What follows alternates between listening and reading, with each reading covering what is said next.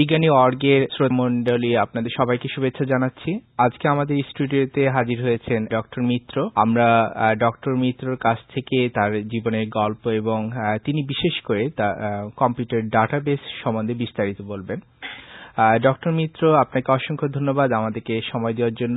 বিজ্ঞানী.org এর পক্ষ থেকে আমাদের শুভেচ্ছা গ্রহণ করুন। আচ্ছা, এটা আমার বিশেষ সম্মানের ব্যাপার। আপনারা আমাকে বলতে বলেছেন। আমি নিতান্তই সাধারণ লোক বা কিছু একটা ভয়ানক বৈজ্ঞানিক নয়। যাই হোক, তবে অবশ্যই এটার জন্য আমার বিশেষ কৃতজ্ঞতা এবং ধন্যবাদ আপনারা গ্রহণ করুন। আচ্ছা ডক্টর মিত্র, প্রথমে কি আপনার জীবনের একটু গল্প শোনাবেন আমাদেরকে? হ্যাঁ, নিশ্চয় আমি বলছি। আমার পুরো নাম শীতাংশু শেখর মিত্র। আমার জন্ম কলকাতায় এবং আমি কলকাতা থেকে স্কুল ফাইনাল পাশ করেছিলাম 1953 সালে। বর্তমানে আমার বয়স 70 বছর। আর তারপরে প্রেসিডেন্সি কলেজে পড়ি, সেখানে আইএ এবং বিএতে আমার ম্যাথামেটিক্সে অনার্স ছিল। আমি বিএ পরীক্ষা নিজের সম্পর্ক বলতে একটু আমার সংকোচ বোধ হচ্ছে, কিন্তু পরিচয়ের খাতিরে আমি বলতে বাধ্য হচ্ছি। আমি কলকাতা ইউনিভার্সিটি থেকে বিএ অঙ্ক অনার্সে ফার্স্ট ক্লাস ফার্স্ট হয়েছিলাম এবং ঈশান স্কলারশিপ পেয়েছিলাম। ঈশান স্কলারশিপটা হলো বিএ পরীক্ষায় সমস্ত অনার্সের মধ্যে যে সবচেয়ে বেশি নম্বর পায় তাকে ঈশান স্কলারশিপটা দেওয়া হয়। তারপরে Kolkata university department of pure mathematics, বিশুদ্ধ গণিত বিভাগ, সেখানে থেকে আমি এমএ পাশ করি। ফার্স্ট ক্লাস ফার্স্ট হয়েছিলাম এবং এমএ পরীক্ষাতে পাশ করার আমাদের পাশের ফল বেরোনোর ঠিক 3 দিন পরে আমি কলকাতা বিশ্ববিদ্যালয় post graduate department of pure mathematics, যেখান থেকে আমি পাশ করেছি, সেখানেই আমি পড়াতে ঢুকি লেকচারার হিসাবে। আমাদের তখন যিনি প্রধান অধ্যাপক ছিলেন তিনি বিশেষভাবে আমাকে স্নেহ করতেন এবং বলেছিলেন, শীতাংশু, তুমি অন্যত্র চলে যাও, এটা আমি চাই না, সুতরাং এখানেই তুমি পড়াতে এসো। তা যাই হোক, আমি ওখানেতে পড়াতে ঢুকলাম এবং আমার স্পেশাল পেপার ছিল জিওমেট্রি। বিশেষভাবে কত সালের ঘটনা? তা হলো 1959। আমি 1957-তে বিএ পাশ করেছি আর 1959-এ এমএ পাশ করেছি। আর আমাদের পরীক্ষা নেওয়া হয়েছিল 59-এর নভেম্বর মাসে, আর পরীক্ষার ফল বেরোতে যেমন হয় 3-4 মাস পরে, মার্চের বোধহয় গোড়ার দিকে বেরিয়েছিল কি মাঝামাঝি নাগাদ। আর ওই ফল বেরোনোর ঠিক 3 দিন পরে আমি পড়াতে আরম্ভ করেছি পোস্ট গ্রাজুয়েট ডিপার্টমেন্ট, যেখানে আমি 3 দিন আগে পর্যন্ত ছাত্র ছিলাম। এবং যখন পড়াতে শুরু করেছি তখন আর যারা ছিলেন প্রত্যেকেই আমার শিক্ষক অধ্যাপক, সুতরাং তাদের সঙ্গে একসঙ্গে বসে একটু আমার অস্বস্তি লাগতো যে ঠিক মতো তাদের সম্মান দিয়ে কথা বলছি কিনা। তা যাই হোক, ঠিক মতনই চলেছিল। আর আমি যেটা বলছিলাম, আমি কিন্তু পিওর আর্টস এর ছাত্র। আচ্ছা, আমার সায়েন্সের সঙ্গে কোনো সম্পর্ক নেই এবং সায়েন্স পড়তে আমার কোনোদিনই ভালো লাগতো না। স্কুলে ক্লাস 8 পর্যন্ত সায়েন্স আমাদের কম্পালসারি ছিল, পড়তে হয়েছে। ক্লাস 9-এ উঠে সায়েন্সকে আমি বিদায় দিয়েছি। কিন্তু থিওরিটিক্যাল ম্যাথামেটিক্সের জন্য তো সায়েন্স লাগে না, উল্টোটা সত্য। সায়েন্স পড়তে গেলে অঙ্ক দরকার হয়, কিন্তু অঙ্ক করতে গেলে সায়েন্সের কোনো দরকার হয় না। এবং আমার পাস কোর্সে ছিল সংস্কৃত। আমি বিএ পাস কোর্স পর্যন্ত পড়েছিলাম এবং আইএতে এবং বিএ পাস কোর্সে কলকাতা ইউনিভার্সিটিতে আমি সংস্কৃতের ফার্স্ট হয়েছিলাম, হাইয়েস্ট নম্বর পেয়েছিলাম এবং তার জন্য আমি প্রাইজও পেয়েছি। বা এমনি অন্য আমার অঙ্ক অনার্সের ব্যাপারে, এমএ ব্যাপারেও গোল্ড মেডেল পেয়েছি, ইত্যাদি ইত্যাদি। সেগুলির মধ্যে আর বেশি যাওয়ার দরকার নেই। আমি কলকাতা বিশ্ববিদ্যালয়ের পোস্ট গ্রাজুয়েটেতে 6.5 বছর পড়িয়েছিলাম। সেপ্টেম্বর মাসের শেষে আমি ওখান থেকে স্টাডি লিভ নিয়ে তারপরে কানাডাতে আসি, ইউনিভার্সিটি অফ টরন্টো। আমি আসার আগে 2টো স্কলারশিপ পেয়েছিলাম। একটা হলো গভর্নমেন্ট অফ কানাডা কানাডা সরকারের থেকে কমনওয়েলথ স্কলারশিপ, আর একটা হলো ইউএসএ সরকারের থেকে ফুল ব্রাইট স্কলারশিপ। আচ্ছা। আমি কমনওয়েলথ স্কলারশিপটা নিয়েছিলাম কারণ আমি যে টরন্টো ইউনিভার্সিটিতে এসেছিলাম সেখানে একজন প্রফেসর কক্সেটার, খুব নামকরা লোক জিওমেট্রিতে, তার কাছে আমার কাজ করার বিশেষ ইচ্ছে ছিল। ওখানে আমি টরন্টো ইউনিভার্সিটিতে এসেছি 66 অক্টোবরের গোড়ায়। 2 বছর ওখানে পড়েছিলাম। ওখানে এমএসসি ডিগ্রি আবার করেছি অঙ্কতে, কিন্তু আমার যিনি অ্যাডভাইজার তার সঙ্গে কিছু গন্ডগোল হলো, সুতরাং ওখানে থেকে আমি 68 সেপ্টেম্বরে লিহাই ইউনিভার্সিটি, বেথলিহেম, পেনসিলভেনিয়া, ওখানে চলে এলাম।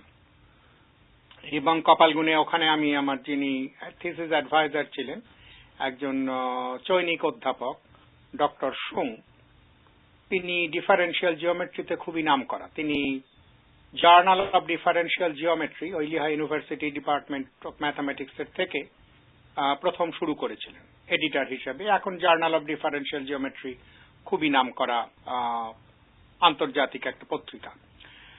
যাই হোক, তা ওখানেতে আমি 3 বছর পরে 71 সালের মাঝামাঝি, ওই যেরকম গ্র্যাজুয়েশন হয় বোধহয় মে মাস হবে, মে কি জুন, তখন আমি ডক্টরেট পেয়েছিলাম।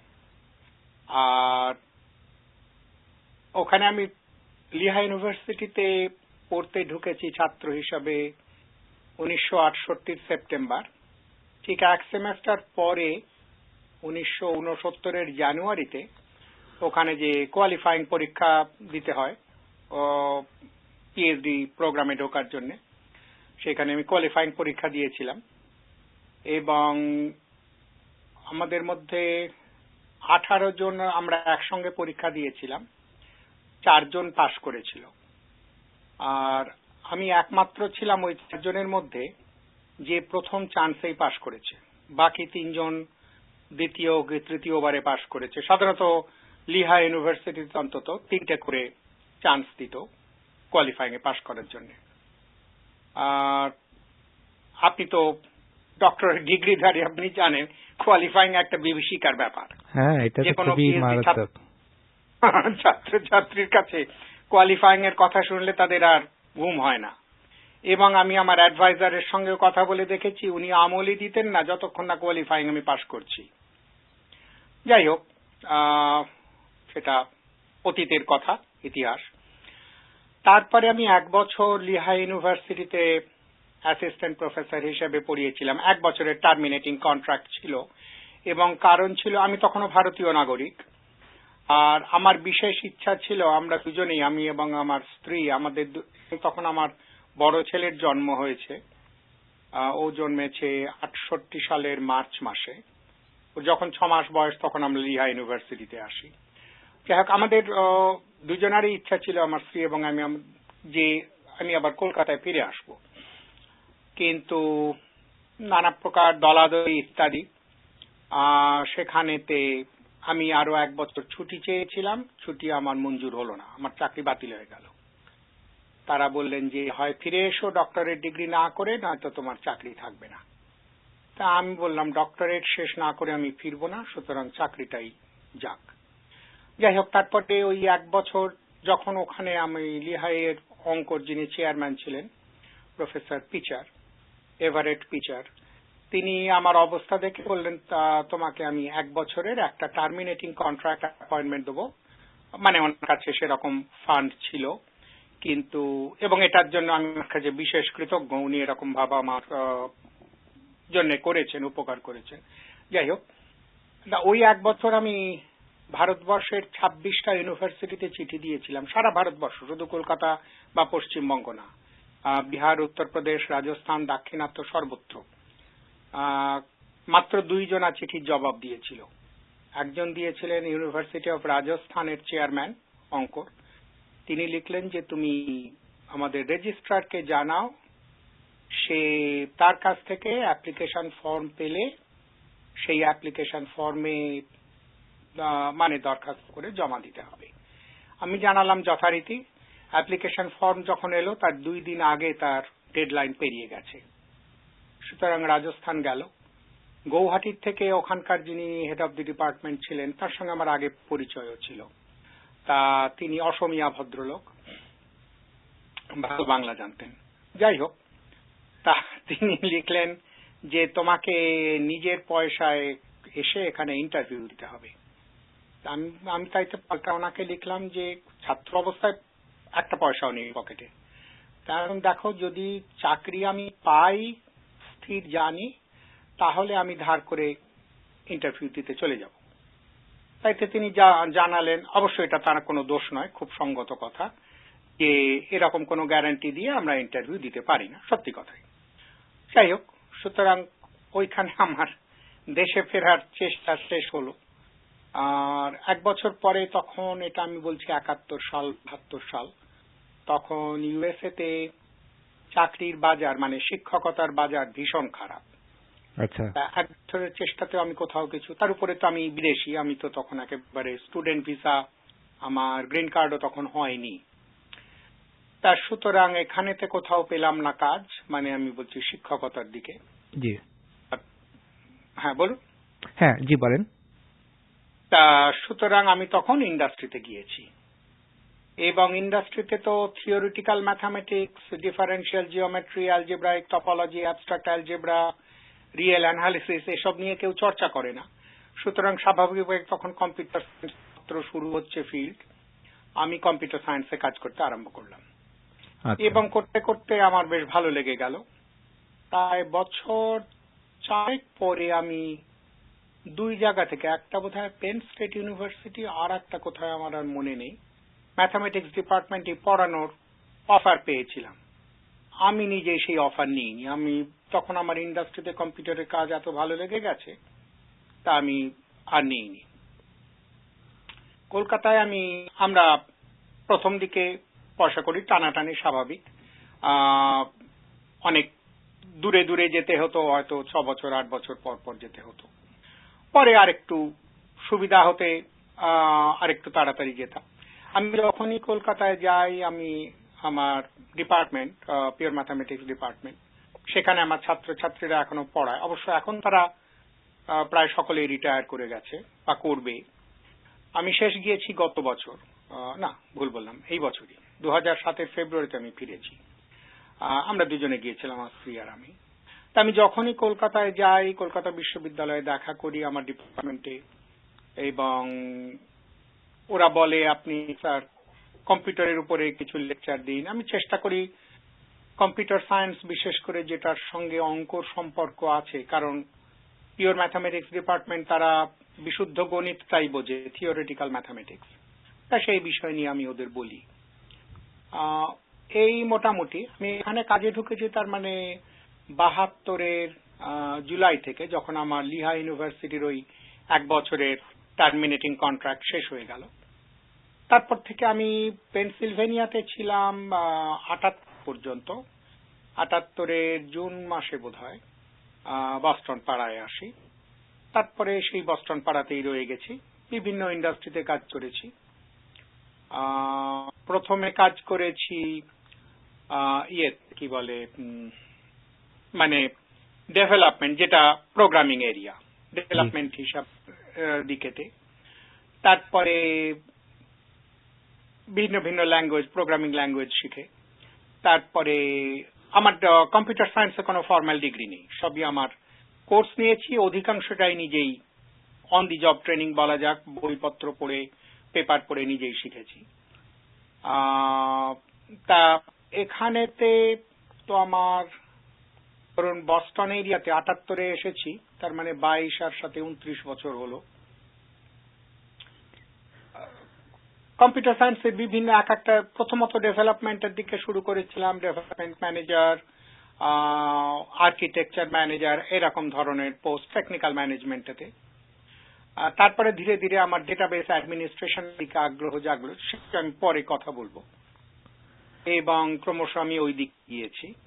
এবং আর একটা হলো যে আমি ম্যানেজমেন্টের দিকে গিয়ে দেখলাম যে আমার টেকনিক্যাল দক্ষতা কমে যাচ্ছে। এবং কমে যেতে দেখে আমার সেটা নিজের উপরই ভয়ানক রাগ হয়ে গেল যে সাবজেক্ট এত কষ্ট করে শিখলাম সেটাই যদি ভুলে গিয়ে শুধু ওই মিটিং করি আর রিপোর্ট লিখি আর ইমেল পাঠাই, তাহলে আমার আর শেখার কি মানেটা হলো। প্রথম দুঃখ হয়েছিল যখন অঙ্ক ছেড়ে কম্পিউটারে আসতে হলো, তারপর কম্পিউটার ভালোবেসে ফেললাম, তারপরে মনে হলো এটাকে ছেড়ে যদি আমি অ্যাডমিনিস্ট্রেশনে যাই তাহলে আমার লাভটা কি।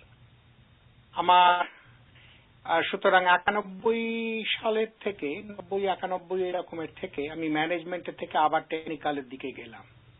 কিন্তু ওই যে ম্যানেজমেন্ট থেকে টেকনিক্যালের দিকে গেছি বা যেতে হয়ে বা নিজের ইচ্ছেতে আমি গেছি, খুব বেশি রকমের পরিশ্রম করতে হয়েছে। কারণ টেকনোলজি তো বসে থাকেনি, আমি যতদিন ম্যানেজারি করেছি ততদিনের টেকনোলজি এগিয়ে গেছে।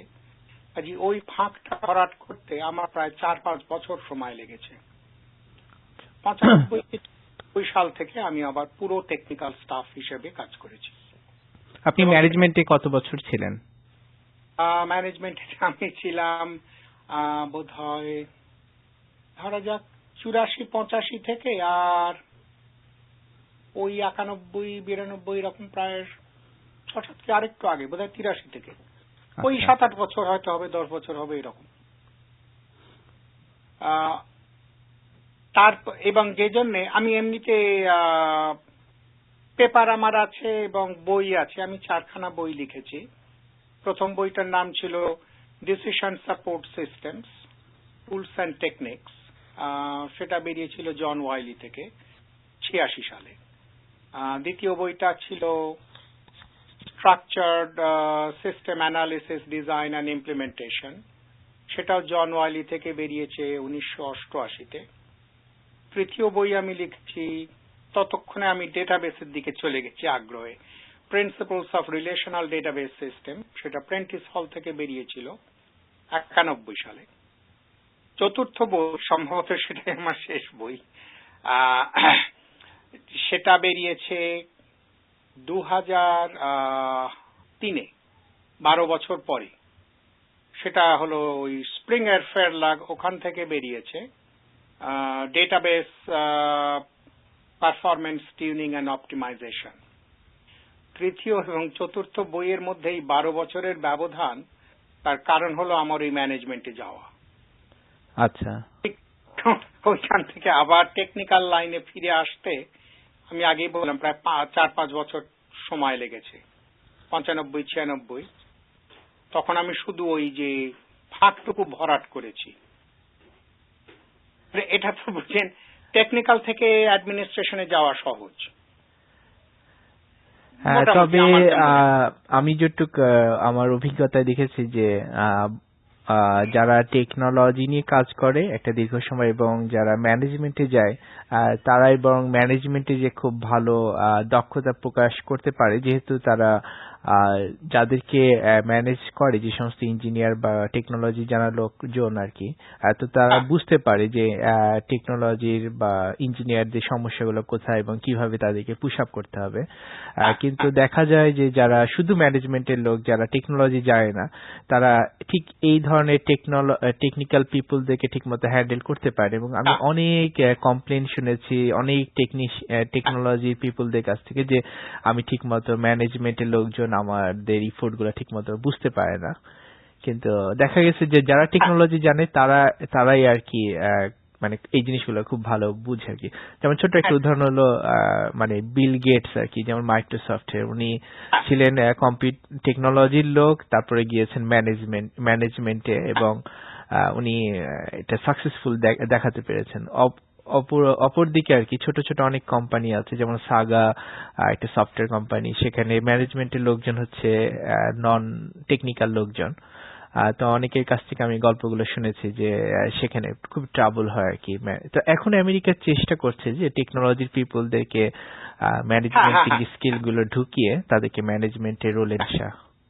এবং শুধু তাই না, তার সঙ্গে এখন যেটা অনেক কোম্পানিতেই আছে, অন্তত বড় বড় কোম্পানিতে আছেই, যেটাকে বলে ওরা প্যারালাল ক্যারিয়ার ল্যাডার, যে আগে ছিল ম্যানেজমেন্টে না থাকলে মাইনে একটা জায়গায় গিয়ে থেমে যায়, বা টেকনোলজির লোকেদের মাইনে অতটা বাড়ে না যতটা ম্যানেজারদের বাড়ে। হ্যাঁ, কিন্তু অনেক বড় কোম্পানিতে এখন করছে প্যারালাল ক্যারিয়ার ট্র্যাক, যে দুই দিকেই সে ম্যানেজারই করুক অথবা টেকনিক্যাল ইন্ডিভিজুয়াল কন্ট্রিবিউটর হিসাবে থাকুক, কিন্তু ওই মাইনের দিক থেকে দুটোই একই রকমের চলে। হ্যাঁ, মানে যারা বেশি ওইসব মিটিং বা ম্যানেজমেন্টে যেতে চায় তারা গেল, যারা টেকনোলজি পছন্দ করে তারা টেকনোলজিতে থাকলো। হ্যাঁ, কিন্তু দুটোতেই যাতে আর্থিক দিক থেকে ক্ষতিগ্রস্ত একদল না হয়, এটা মোটামুটি বড় বড় কোম্পানিতে এখন হয়েছে। ধন্যবাদ ডক্টর মিত্র, আপনার জীবনের গল্প এবং অনেক বিস্তারিত আমরা জানলাম আপনার অভিজ্ঞতা। তো আজকে আমরা আমাদের শ্রোতাদের জন্য মূল টপিকে আমরা যেতে চাচ্ছি। আমাদেরকে বলুন, আপনি তো দীর্ঘ সময় ডাটাবেস নিয়ে কাজ করেন এবং এর উপর অনেক বইও লিখেছেন। আমাদেরকে একটু সোজা ভাষায়, যারা কম্পিউটারে ডাটাবেস বুঝে না তাদেরকে কি একটু বুঝা বলতে পারবেন যে ডাটাবেস জিনিসটা কি এবং এই জিনিসটার গুরুত্ব এত কেন? হ্যাঁ, আচ্ছা, সেটা আমি কালকে এটা নিয়ে একটু চিন্তা করেছিলাম। আমি চেষ্টা করব যতটা সম্ভব বাংলায় বলতে, তবে স্বাভাবিকভাবেই আমাদের পরিভাষা তো পুরো নেই, কাজে ইংরেজি শব্দ চলে আসবে। আচ্ছা, শুরুতে মনে করা যাক যে কোনো প্রতিষ্ঠান, সেটা ছোট বড় মাঝারি কোনো ক্ষতি নেই, সেটা সরকারি বেসরকারি শিক্ষা প্রতিষ্ঠান হাসপাতাল সর্বত্রই প্রত্যেকেরই আমাদের ডেটা দরকার হয়। কারণ দৈনন্দিন কাজের জন্য কিংবা স্বল্প মেয়াদী দীর্ঘমেয়াদী পরিকল্পনার জন্য ডেটা ছাড়া উপায় নেই। সেটা নিজের কোম্পানিরও হতে পারে, নিজের প্রতিষ্ঠানের আভ্যন্তরীণ ডেটা, অথবা বাইরের সঙ্গে তুলনা করবার জন্য নিজেদের পরিকল্পনা দীর্ঘমেয়াদী যেগুলো স্থির করার জন্য।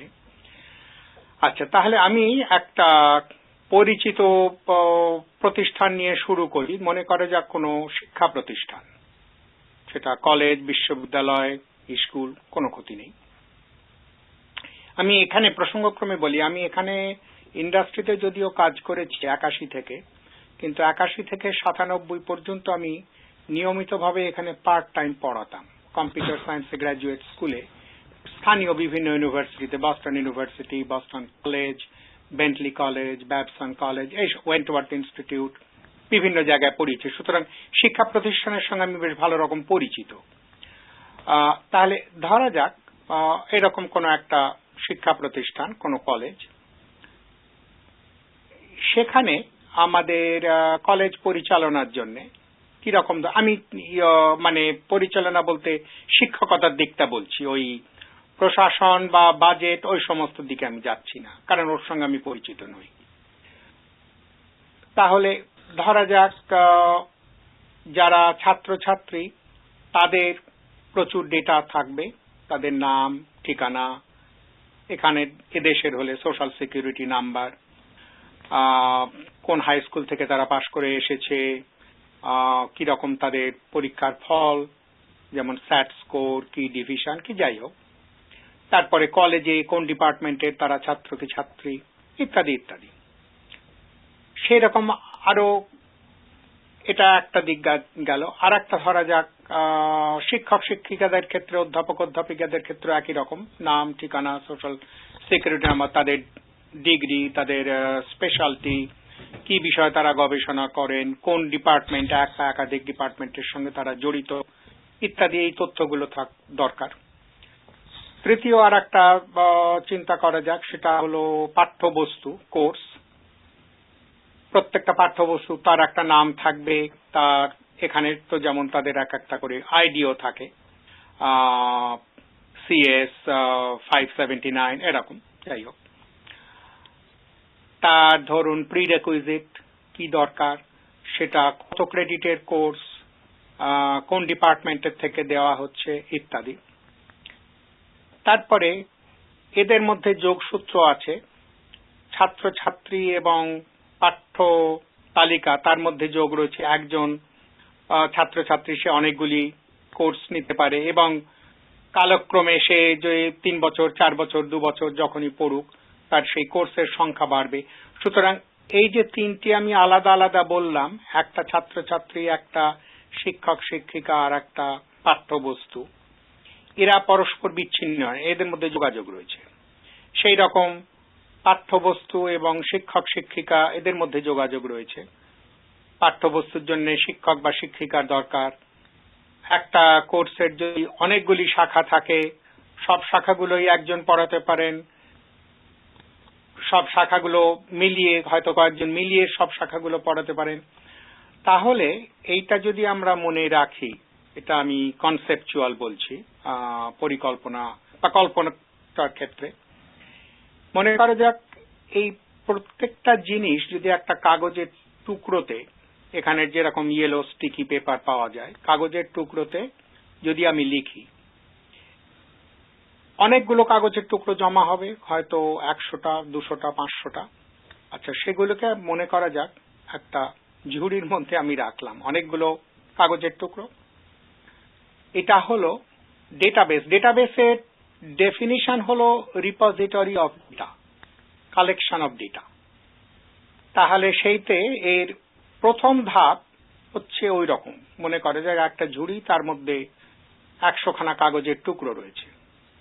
দ্বিতীয় ধাপেতে এই কাগজের টুকরোগুলোর মধ্যে একটা অর্ডার আনতে হবে। তাহলে মনে করা যাক আলাদা আলাদা কতগুলো কৌটো নেওয়া গেল। যেমন আমি আগে বললাম যে ছাত্রছাত্রীদের জন্য যে সমস্ত কাগজের টুকরো, সেগুলো একটা কৌটোয় বসলো। শিক্ষক শিক্ষিকারা দ্বিতীয় আর একটা কৌটোয় বসলো। পাঠ্যবস্তু কোর্স তৃতীয় আর একটা কৌটোয় বসলো। তারপরে এদের মধ্যে যে যোগসূত্র, সুতরাং ধরা যাক ছাত্রছাত্রী এবং পাঠ্যবস্তু, তাদের যে যোগসূত্র আর একটা কৌটোয় বসলো। এইরকম ভাবে, হয়তো এইরকম ভাবে ঝুড়ির মধ্যে যত কাগজ ছিল সেগুলোকে ধীরে ধীরে আমরা হয়তো এরকম ধরা যাক 5টা, 6টা, 7টা ছোট ছোট কৌটো বাক্সে ভর্তি করলাম। এখন এইগুলোর মধ্যে দুই ধরনের ডেটা রয়েছে। এক ধরন হলো স্বয়ং সম্পূর্ণ, যেমন ছাত্রছাত্রী বিষয়ক, কি শিক্ষক শিক্ষিকা, কি পাঠ্যবস্তু। আর এক ধরনের হলো যোগসূত্র। পাঠ্যবস্তুর সঙ্গে শিক্ষক শিক্ষিকার কি যোগ, কি সংযোগ সূত্র, পাঠ্যবস্তুর সঙ্গে শিক্ষক শিক্ষিকার কি যোগসূত্র, ছাত্রছাত্রীর সঙ্গে শিক্ষক শিক্ষিকার কি যোগসূত্র, ধরুন অ্যাডভাইজার হিসাবে যদি প্রফেসররা থাকেন। সুতরাং দ্বিতীয় ধাপে যখন আমরা এইরকম ভাবে এক বিশৃঙ্খলার মধ্যে খানিকটা শৃঙ্খলা আনছি, দ্বিতীয় ধাপটা হলো ওই যে দুই ধরনের কৌটো রয়েছে, একটা হলো স্বয়ং সম্পূর্ণ আর একটা হলো যোগসূত্র। তাদের ডেটা মডেল, যেটা ডেটাবেসের জন্য প্রয়োজন বা ব্যবহৃত হয়, সেটা দুই রকমের ডেটাকে ধরে। একটাকে বলা হচ্ছে এনটিটি, যেটা হলো ওই স্বয়ং সম্পূর্ণ, আর একটাকে বলা হচ্ছে রিলেশনশিপ, যেটা যোগসূত্র। রিলেশনশিপ মূলত দুই রকমের, এক বহু, ওয়ান মেনি, অথবা বহু বহু, many two many. One many কি রকম? একজন ছাত্র বা ছাত্রী, সে একজন তার অ্যাডভাইজার হিসেবে একজন অধ্যাপক বা অধ্যাপিকা আছেন। তাহলে ওয়ান ছাত্রর দিকে, মেনি হলো শিক্ষকের দিকে, কারণ একই শিক্ষক অনেক ছাত্রের অ্যাডভাইজার হতে পারেন। তাহলে ছাত্র ছাত্রী সঙ্গে শিক্ষক শিক্ষিকা, এই দুটো এন্টিটি কৌটোর মধ্যে যোগসূত্রটা, লাইনটা হলো এক বহু, one to many. One student has only one advisor, as one teacher as an advisor, but one teacher has or can have many student advisees. সেই রকম পড়ানো, পাঠ্যবস্তু আর শিক্ষক শিক্ষিকা, এদের মধ্যে সম্পর্কটা বহু বহু, মেনি টু মেনি। কারণ একটা পাঠ্যবস্তু যদি অনেকগুলো শাখা থাকে, হয়তো অনেকগুলো শিক্ষক শিক্ষিকা পড়াবেন, আবার একজন শিক্ষক শিক্ষিকা তিনি অনেকগুলো পাঠ্যবস্তু পড়াতে পারেন, বহু মেনি টু মেনি। এটা হলো দ্বিতীয় ধাপ, খানিকটা শৃঙ্খলা এলো। তৃতীয় ধাপ, প্রত্যেকটা কৌটো, এন্টিটি হোক অথবা রিলেশনশিপ হোক, তার মধ্যে যে যে কাগজের টুকরোগুলো রয়েছে, ডেটা এলিমেন্ট, তার মূলত দুটো বৈশিষ্ট্য, অ্যাট্রিবিউট বলা হয়। এগুলো আমি ডেটাবেসের পরিভাষা বলছি। অ্যাট্রিবিউট সেটা হলো কি, একটা হলো তার নাম, যেমন ছাত্র বা ছাত্রীর নাম, আর একটা ডেটা এলিমেন্ট সেখানে হলো তার স্ট্রিট অ্যাড্রেস, শহর, এই সমস্ত। তারপরে কোন হাই স্কুল থেকে পাশ করলো, সেই হাই স্কুলের নাম, কোন ডিপার্টমেন্টে পড়ছে, এবং এর প্রত্যেকটার সঙ্গে ডেটা টাইপ কি ধরনের সেটা এই দুটো অন্তত অ্যাট্রিবিউট তার অবশ্য প্রয়োজন। তাছাড়া আরো অনেক থাকতে পারে, যেমন যখন আমি নাম কি ঠিকানা কি শহর এইগুলো বলছি, সেগুলো হলো ক্যারেক্টার স্ট্রিং। ডেটাবেসের ল্যাঙ্গুয়েজে ক্যারেক্টার স্ট্রিং, সেটা নাম্বার হতে পারে, লেটার হতে পারে, তার মধ্যে কমা, পিরিয়ড, অনেক সবকিছুই থাকতে পারে, হাইফেন। আবার যদি কোনো একটা পাঠ্যবস্তু কোর্সের ক্রেডিট, তার তখন ডেটা টাইপ হয়ে যাচ্ছে নাম্বার। যদি গ্রেড পয়েন্ট অ্যাভারেজের কথা ভাবি, সেটা শুধু নাম্বার, মানে ইন্টিজার নাম্বার নয়, তখন সেটা হয়ে যাচ্ছে ডেসিমাল নাম্বার, রিয়েল নাম্বার। ডেসিমালের পরে কতগুলো ডিজিট থাকবে সেটা হলো তার প্রিসিশন, তা ইত্যাদি। এই যে ধরনের, তাহলে তৃতীয় ধাপ যেটা শৃঙ্খলা এনে আরো কাঠামোটা জোরালো করা হচ্ছে, যে প্রত্যেক এন্টিটির মধ্যে যে যে ডেটা এলিমেন্ট রয়েছে সেগুলোর নাম এবং টাইপ, তাছাড়া আরো অন্য অন্য বৈশিষ্ট্য সেখানে ঢোকানো হয়, কিন্তু সেটা অনেক বিশদ, তার মধ্যে যাওয়ার দরকার নেই। তাহলে চতুর্থ ধাপ হলো, এই জিনিসটা কিন্তু একবারেই যে হয়ে গেল তা নয়, এটা একটা মানে সাইক্লিক্যাল ব্যাপার। একবার হলো, ঠিক মতন পছন্দ হলো না, টিম সবাই মিলে আবার ভাবলো না এটা এইখানে যাবে, ওটা এইখানে যাবে, ইত্যাদি। আর আমি যে উদাহরণটা দিলাম সেটা খুব ছোট, একেবারেই ছোট্ট উদাহরণ, 7-8টা মাত্র কৌটো নিয়ে কাজ, কিন্তু কার্যত ছোট কি মাঝারি প্রতিষ্ঠানেও অন্তত 100-খানেকের কমে হয় না, আরো বেশিও হয়, 1000-2000 পর্যন্ত চলে, মানে মোট এন্টিটি রিলেশনশিপ এদের সংখ্যা। তাহলে এই যে জিনিসটা প্রথম থেকে সেই ঝুড়ি ভর্তি কাগজের টুকরো থেকে আর ভিন্ন ভিন্ন কৌটোর মধ্যে ভালোভাবে সাজিয়ে কাঠামো তৈরি করা, এই তিনটে মিলিয়ে যেটা হলো সেটাকে বলা হয় লজিক্যাল কি কনসেপচুয়াল ডেটাবেস, এবং সেটা হলো ডেটাবেস ডিজাইন। ডেটাবেস মানে ওই সব ডেটার সমষ্টি, সংকলন। তারপরে তাহলে এইটা হচ্ছে ডেটাবেস। এখন যেরকম ধরা যাক প্রোগ্রামের স্পেসিফিকেশন থাকে, যে প্রোগ্রাম এই এই জিনিস করবে, এই রিপোর্ট করবে, অমুক ফাইল থেকে এই ডেটা নেবে, এই সমস্ত।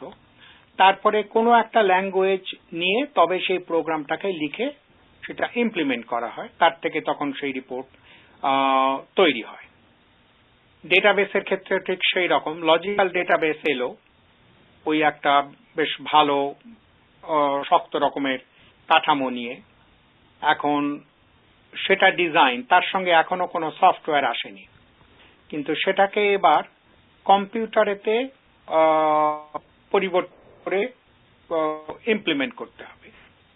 ইমপ্লিমেন্টের জন্য যেটা দরকার হয় সেটা হলো database management system, DBMS, database management system. এবং ডিবিএমএস হলো প্রোগ্রামের দিকে চিন্তা করলে প্রোগ্রামের যেমন বিভিন্ন language, Java, C, C plus plus, আগে ছিল যেমন ফোরট্রান, কোবল, প্যাসকাল, এই সমস্ত। এখানে সেরকম ডিবিএমএস সফটওয়্যার অনেক আছে। কিছু আছে খুব সহজ, যেমন মাইক্রোসফট অ্যাক্সেস, খুব ছোটখাটো ডেটাবেসের জন্য। অরাকল একেবারে উল্টো দিকে, অত্যন্ত জটিল কমপ্লেক্স সফটওয়্যার এবং প্রচুর ক্ষমতাশালী, সব রকমের ডেটাবেসই করা যায় এবং সেই সঙ্গে প্রচুর খরচও লাগে। সুতরাং বড় কোম্পানি ছাড়া সাধারণত অরাকল সামলাতে পারে না। বড় হয়তো মাঝারি সাইজে হয়, কিন্তু একেবারে ছোটখাটো কোম্পানি এবং অরাকলের মতন অত জোরালো, সেই মশা মারতে কামান দাগার মতন অবস্থা হয়, তাদের অত জোরালো কমপ্লেক্স ডিবিএমএস দরকারও হয় না। সুতরাং ডেটাবেস ম্যানেজমেন্ট সিস্টেম লাগিয়ে, অরাকল তার একটা উদাহরণ, যে কোনো ডেটাবেস ম্যানেজমেন্ট সিস্টেম লাগিয়ে সেই ডেটাবেসকে ইমপ্লিমেন্ট করা হলো। এখন তার থেকে যারা ইউজার, যারা সেইটা ব্যবহার করছে, সেটা ধরুন শিক্ষা প্রতিষ্ঠানের ক্ষেত্রে ছাত্রছাত্রী করতে পারে, শিক্ষক শিক্ষিকারা করতে পারেন, যে কোনো প্রশাসনিক কর্মচারী তারা করতে পারেন। তাহলে এই যে অ্যাক্সেস করছে ডেটা, তখন তারা নতুন ডেটা ঢোকাচ্ছে, যেটা হলো ইনসার্ট অপারেশন বলে। বর্তমানে যে ডেটা আছে সেটা মুছে দিচ্ছে, তার প্রয়োজন নেই বলে কি ভুল বলে, সেটা হলো ডিলিট অপারেশন। অথবা বর্তমান ডেটা সেটা পরিবর্তন হয়ে যাচ্ছে, যেমন মনে করা যাক একজন ছাত্র বা ছাত্রী, তার গ্রেড পয়েন্ট অ্যাভারেজ বদলে গেছে, সুতরাং সেটাকে তখন বর্তমানে সেটা যদি থাকে মনে ধরা যাক 2.8, সেটা হয়তো এখন হয়ে গেছে 3.3। তাহলে 2.8টা তখন তো রাখার কোনো দরকার নেই, সুতরাং সেটা তখন চেঞ্জ করে আপডেট, সেটা হলো 3.3। তাহলে তিনটে অপারেশন: নতুন জিনিস ঢোকানো, পুরনো জিনিসকে মুছে দেওয়া, অথবা পুরনো জিনিসকে বদল করে সেটাকে নতুন জিনিস ঢোকানো। এবং তাছাড়া ডেটাবেসের যে কোনো ডেটাকে নিয়ে রিপোর্ট তৈরি করা, যেমন ধরুন কোন সেমিস্টারের শেষে যখন গ্রেড শিট তৈরি হচ্ছে, ডেটাবেসের থেকে গ্রেড শিট করা যায়।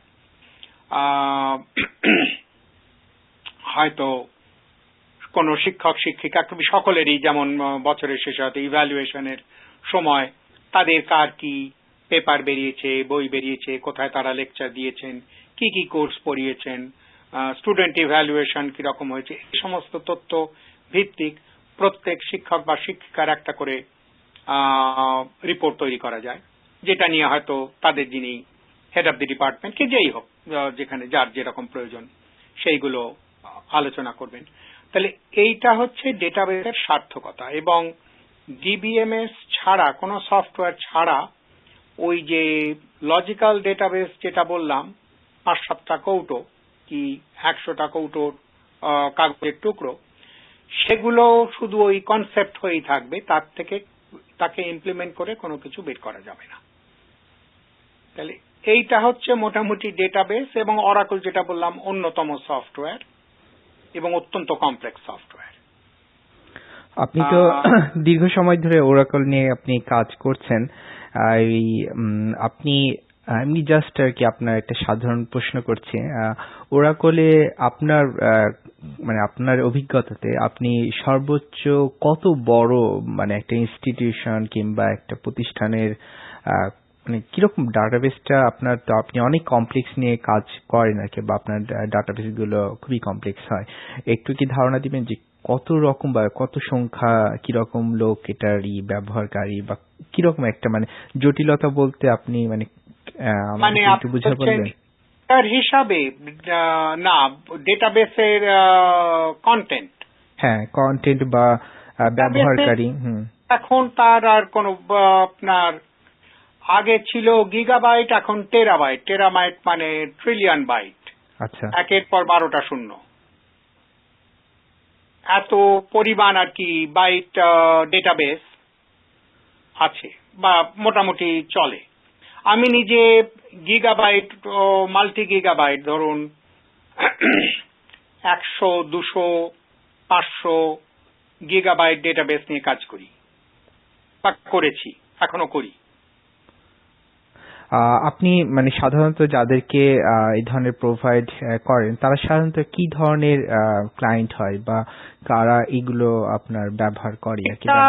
যে কোনো প্রতিষ্ঠানেই, কারণ এটা তো হলো ডেটা সব প্রতিষ্ঠানেরই দরকার, এবং এমনি বিজনেসেতে যেটা বলে যে information is the life blood of a company, সেটা যে কোনো প্রতিষ্ঠানই হোক, যে জন্য আমি বললাম সেটা আপনার সরকারি, বেসরকারি, শিক্ষা প্রতিষ্ঠান, হাসপাতাল, non profit organization, research institution, সর্বত্র ডেটা ছাড়া কারোরই চলে না। এমনকি মোড়ের মাথার একটা ছোট্ট কনভিনিয়েন্স স্টোর, তারও ডেটা দরকার। এখন সেটা যে সে ডেটাবেস লাগিয়ে, অরাকল লাগিয়ে করবে তার কোনো দরকার তার নেই, কিন্তু ডেটা ছাড়া কোনো কাজ চলে না, চলতে পারে না। কারণ আমার কত আয় ব্যয় হলো সেটা আমি কাগজের খাতায়, লেজার পেপারেতে রাখি, খাতা পেন্সিল নিয়ে করি, অথবা কম্পিউটারের সাহায্যে করি, মানে তাতে কোনো তফাৎ নেই, কিন্তু ডেটাটা সবারই লাগে। কাজে এখানে কম্পিউটার সিস্টেম, কম্পিউটারাইজ ডেটাবেস খুব বেশি রকমের প্রচলিত, সব জায়গায় চলে। মানে সেই মোড়ের মাথার কনভিনিয়েন্স স্টোরেতেও কম্পিউটার থাকে। সুতরাং এখানের পরিবেশটা হলো যে ডেটাবেস ছাড়া চলবে না, সুতরাং ডেটাবেসের প্রয়োজনীয়তা একেবারে প্রশ্নাতীত। কিন্তু দেশেতে ধরুন আমি কলকাতাতে যখন যাই, কলেজ স্ট্রিটে বই পড়ায় প্রচুর ঘুরি, বই কিনি। আমি যখন কলেজে পড়তাম, সেটা আমি বলছি 50-এর দশকের কথা, 55, 56, 57, তখনও দেখেছি সেই ক্যাশ মেমো পেন্সিলে লিখে হাতে দিলেন, আমি টাকা দিলাম। এবারে 2007-এর গোড়াতে গিয়েছি, ফেব্রুয়ারিতে ফিরেছি, তখনও বই কিনেছি, সেই একই পদ্ধতি চলছে।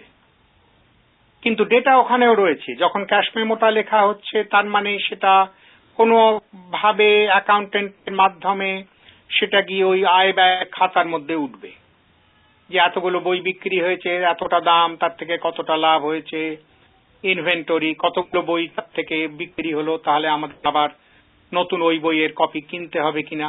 কিন্তু কলকাতাতে এখনো পর্যন্ত, ব্যাংকে আলাদা, ব্যাংকে দেখি এখন কম্পিউটার সিস্টেম চালু হয়েছে, কিন্তু বইয়ের দোকানের কথা বলছি, কি অন্য ধরুন কাপড়ের দোকান, এই সমস্ত, সেখানেতে ওই কাগজ, কলম, pencil, carbon paper, memo pad, ওইসব নিয়েই, মানে পুরো ম্যানুয়াল পদ্ধতি, যান্ত্রিক পদ্ধতি নেই। কাজে দেশেতে শুধু কলকাতা বলছে, বড় বড় শহরে হয়তো আলাদা, কিন্তু কলকাতাতেও তো আমি একই জিনিস দেখেছি। হয়তো অতটা আমি ঠিক বাংলাদেশের সঙ্গে একেবারেই পরিচিত নেই, কাজে আমি জানি না।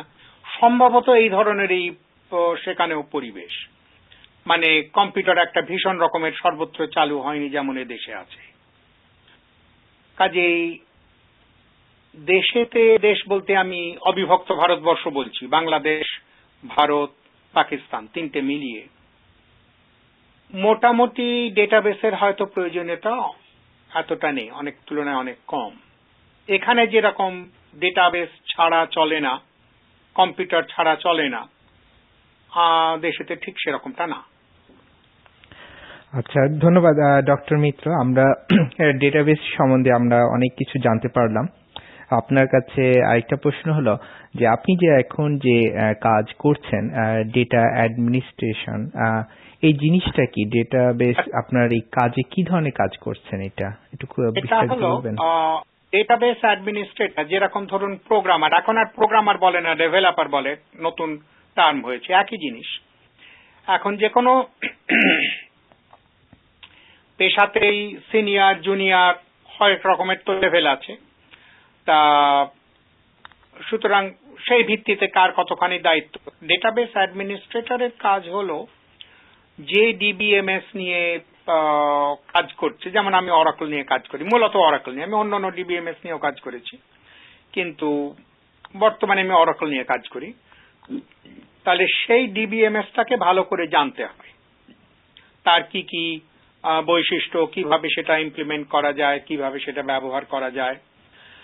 আর যেটা বললাম যে লজিক্যাল থেকে ফিজিক্যাল ডেটাবেস, ওই কাগজের ঝুড়ির থেকে আস্তে আস্তে গিয়ে যখন সেটা ইমপ্লিমেন্টেশন হলো, তখন অরাকলের দরকার হলো। আমি অরাকল উদাহরণ হিসেবেই বলছি। তাহলে অরাকলের দরকার হলো।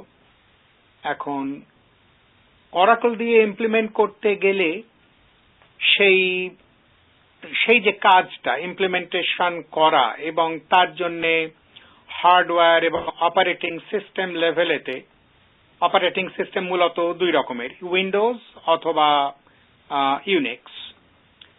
তা যে কোনো অপারেটিং সিস্টেমে তার জন্য আলাদা আলাদা স্ট্রাকচার, ডিরেক্টরি ইত্যাদি তৈরি করতে হয়। তারপরে ডেটাবেসের যেটা ইন্টারনাল স্ট্রাকচার, যেটা ইউজার তারা দেখে না, তারা জানেও না, তাদের জানার কোনো প্রয়োজনও নেই, কিন্তু সেই ইন্টারনাল স্ট্রাকচারটাকে তৈরি করা, ইমপ্লিমেন্ট করা, সেটা হচ্ছে ডেটাবেস অ্যাডমিনিস্ট্রেটরের প্রধান কাজ। এবং সেই একবার শুধু নয়, সেটা ধারাবাহিকভাবে চলতে থাকে। কারণ কোথাও কোনো কারণে যদি কিছু বিকল হয়, ডেটাবেস ঠিক কাজ করছে না, সেটাকে ঠিক করা, সংশোধন করা, ডেটাবেস হয়তো ভয়ানক স্লো চলছে, কেন চলছে সেইটা দেখা, এবং সেটার সংশোধন করে তাকে আবার ঠিক পথে নিয়ে আসা। এই যে কাজ, এইগুলো হচ্ছে মূলত ডেটাবেস অ্যাডমিনিস্ট্রেশন। হাইলি টেকনিক্যাল এবং খুব বেশি রকমেরই কমপ্লিকেটেড। আর যে ডিবিএমএস নিয়ে কাজ, সেই ডিবিএমএস কে ভালো রকম তার একেবারে হাড়হদ্দ জানতে হবে, না হলেও ডেটাবেস অ্যাডমিনিস্ট্রেশন করা যাবে না। এইটা হচ্ছে মূলত ডেটাবেস অ্যাডমিনিস্ট্রেশন। যেমন ডেভেলপারের কাজ হলো প্রোগ্রাম স্পেসিফিকেশন থেকে সে প্রোগ্রাম লিখলো এবং তার থেকে রিপোর্ট তৈরি হলো। ডেটাবেস অ্যাডমিনিস্ট্রেটরের সেই রকম চিন্তা করা যায় যে ওই যে লজিক্যাল ডেটাবেস ডিজাইন যেটা হয়েছে, সেটা কোনো ডিবিএমএস অরাকল লাগিয়ে ইমপ্লিমেন্ট করা হলো, সেটা ওয়ান টাইম, কিন্তু তারপরে ধারাবাহিকভাবে কন্টিনিউয়াস জব হলো তার ওই যে ডেটাবেস সেটা ঠিক মতন চলছে কিনা, তার আপডেট করার দরকার হচ্ছে কিনা, ডেটাবেসের ব্যাকআপ নেওয়া দরকার। কারণ যদি কোনো কারণে ডেটাবেস বিকল হয়, তাহলে ওই ব্যাকআপ আগেকার কপি নিয়ে এসে আবার ডেটাবেসকে চালু করতে হবে। এই ধরনের এই সমস্ত আর কি।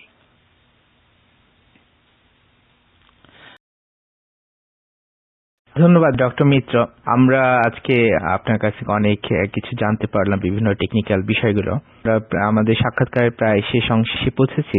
আমরা সাধারণত আমাদের সাক্ষাৎকারে আমাদের এক্সপার্টিসদের কাছে আমরা জানতে চাই যে আমাদের উপমহাদেশের যারা ছাত্র ছাত্রী, যারা কলেজ বিশ্ববিদ্যালয়ে পড়ছে এবং ভবিষ্যতে অন্যান্য বিজ্ঞানী কিংবা প্রফেশনাল পিপলদের মতন বড় হতে চায়, তাদেরকে সাধারণত কি ধরনের অ্যাডভাইস দেওয়া হয় তার উপর প্রশ্ন করি। তো এই ব্যাপারে আপনি আমাদের ইয়াং জেনারেশনকে আপনি কিভাবে সাজেস্ট করবেন?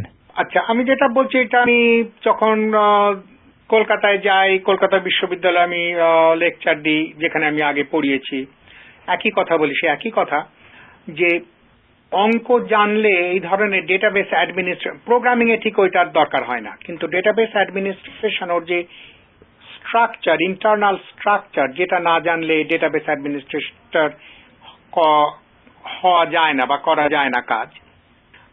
অঙ্ক জানলে সেখানে সুবিধা হয়, কারণ অঙ্ক জানলে ওই যে শুধু লজিক্যাল প্রসেস নয়, ওই যে নোটেশন, ফাংশন, এই সমস্ত নিয়ে আমি দেখেছি যারা অঙ্ক জানে না তাদের মধ্যে একটা ভীতি আছে। ব্র্যাকেট দেখলেই তারা ভয় পেয়ে যায় যে এটা কি বোঝাতে চাইছে। কিন্তু এই ধরনের জিনিসটা, ফাংশন, নোটেশন, রিলেশন ইত্যাদি, সেটা ডেটাবেসের পক্ষে জানলে সুবিধা হয়। কারণ ডেটাবেসের যিনি জনক, যাকে বলা হয় Einstein of the database technology, doctor Edgar Codd, 1970 সালে উনি পেপার লিখেছিলেন, প্রথম পেপার নিয়ে। তারপরে প্রচুর পেপার লিখেছেন। IBM রিসার্চ ইনস্টিটিউটে কাজ করতেন তখন। উনি নিজে অঙ্ক ডক্টরেট ছিলেন এবং স্বাভাবিকভাবে অঙ্ক ভালোবাসতেন। সুতরাং সে অঙ্ককে ভিত্তি করেই উনি এই ডেটাবেস স্ট্রাকচার বা ফর্মুলেশন ইত্যাদিগুলো তৈরি করেছেন। সেই কারণে অঙ্ক জানলে তাতে আগ্রহ, তার জন্য ডক্টরেটের দরকার নেই, মাস্টার ডিগ্রিরও দরকার নেই। মোটামুটি ব্যাচেলর, BA, BSc পর্যন্ত জানলেই যথেষ্ট হয়। জানলে এটা সুবিধার হয়। এখন আমাদের দেশেতে আমার যা ধারণা, ডেটাবেস যথেষ্ট প্রচলিত নয়। কাজে আমাদের দেশেতে ডেটাবেস অ্যাডমিনিস্ট্রেটরের কাজ কতখানি পাওয়া যায়, মানে ব্যবহারিক প্রয়োজনীয়তা, সেটা আমি জানি না। প্রোগ্রামারদের তুলনায় কাজ আরো বেশি। যে কোনো দেশেতে, এদেশেও তাই, প্রোগ্রামারদের, ডেভেলপারদের সংখ্যা ডেটাবেস অ্যাডমিনিস্ট্রেটরদের তুলনায় অনেক বেশি। কারণ প্রোগ্রামারদের, ডেভেলপারদের কাজের স্কোপ অনেক বেশি।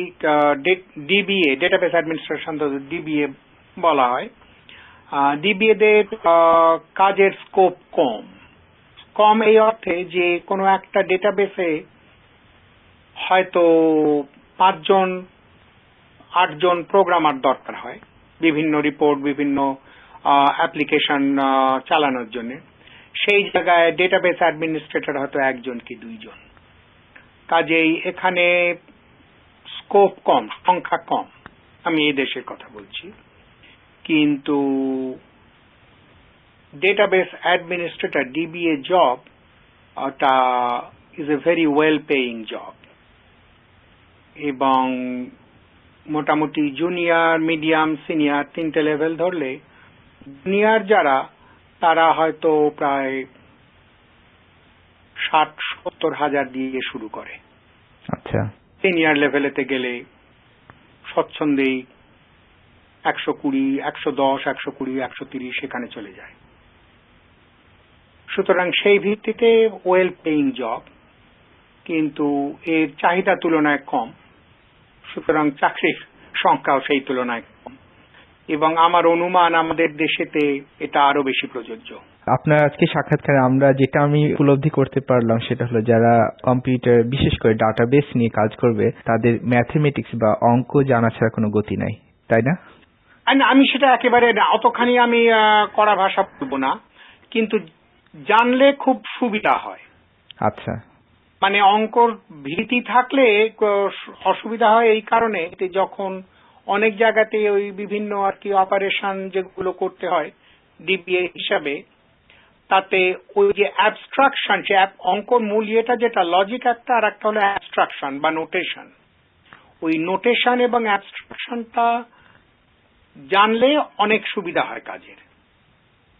সুতরাং মূলত আমি বলি যে হ্যাঁ, অঙ্ক জানাটা দরকার। একেবারে না হলে চলবে না এতটা বললে হয়তো ঠিক হবে না, কিন্তু জানা দরকার, এটাই আমি বলতে চাই। ধন্যবাদ ডক্টর মিত্র, আজকে আমাদেরকে সময় দেওয়ার জন্য। ডক্টর মিত্র শুধুমাত্র ডেটাবেস নিয়ে যে কাজ করেন তা না, উনি বাংলায় অন্যান্য বিষয়গুলোতে ইতিহাসের উপর খুব মারাত্মক রকমের ঝোঁক রয়েছে। তো আমরা চেষ্টা করব ভবিষ্যতে ডক্টর মিত্রের আরো সাক্ষাৎকার নিতে এবং তার অন্যান্য প্যাশনগুলোকেও আমরা এখানে তুলে ধরার চেষ্টা করব। তো ডক্টর মিত্র, আমাদের কাজকে সময় দেওয়ার জন্য অসংখ্য ধন্যবাদ। খুব আমার আনন্দ হলো, ভালো লাগলো। বিশেষ সম্মানের ব্যাপার এটা আমার পক্ষে।